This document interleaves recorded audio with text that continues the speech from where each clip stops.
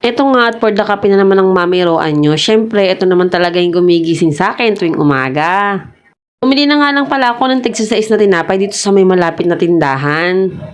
Gustuhan nga rin pala ng bunsuan ko kaya nga hiningi niya sa akin yung kalahati. Tapos yung binili kong rebisco na para sa kanya is iniwan niya nga kaya ayun na lang yung kinain ko. Naman habang nakatambay ako nakita ko nga tong mga anak ko na naghahalo nitong mga laruan. Si Ate Yumi kasi pasimuno, naglabas siya ng mga stop toys kaya ayan ginaya siya ng mga kapatid niyang maliliit. Kuya Calvin ko naman ay tinatanggalan niya ng bulak yung isang stop toys. Siguro mga 3 beses akong nag-aayos nitong mga laruan na to maghapon. Sobrang nakakapagod nga kaso no choice tayo. Kailang yan kasiyahan naman kasi yan ng mga anak natin. Tapos nga umakyat ako at naisipan ko ngang laban na nga lang itong mga bag ni Ate Yumi kasi nga medyo mahaba-haba ngayong araw na wala silang pasok.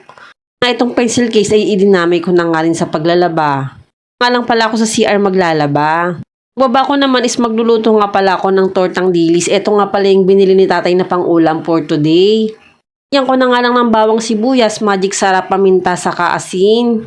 Siyempre, harina, saka nga pala itlog. Paano magiging torta kung walang itlog, diba? Ito nga, for dasalang na nga ang Mami Roan nyo. At siyempre, pil na pil ko na naman talagang magluto. Magpiprito nga lang ako. Pil na pil ko talaga.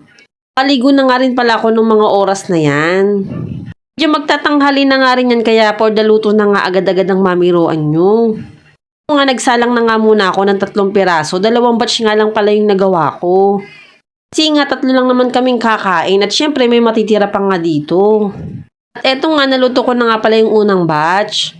Sobrang sarap nga nito. Gumawa nga rin pala ako ng sausawan na suka na may bawang at sibuyas. Bandang hapon nga is naisipan ko nga maglagay na nga lang ng garter dito sa mga short ni Kuya Calvin na medyo maluluwag na. Yung nakakaboring kasi sa sobrang init is gusto ko na nga lang magkulong dito sa kwarto. Nga eto, naisipan ko na nga gawin na lang to kaysa naman wala akong magawa. Sayang din naman kasi kung hindi maisusuot tapos yung iba dito is meron pang cutter nung sando. Ito naman is may available kaming garter kaya nga hindi na nga ako nagdalawang isip. At eto nga, mabilis ko nga lang silang natapos. Tingnan nyo naman, meron na namang 3 short ang aking Kuya Calvin na magagamit. Sobrang satisfied nga ako sa ginawa kong ito. At nung bandang hapon naman, is for the tambay na nga lang talaga kami ng mga anak ko dito kasi nga sa sobrang init. Nilabas ko talaga sila, is saglit pa lamang, is pawis na pawis nga sila. Kaya ikinulong ko na nga lang dito sila sa kwarto. Tapos nagbukas na lang ako ng aircon para naman mapawi yung init na nararamdaman namin.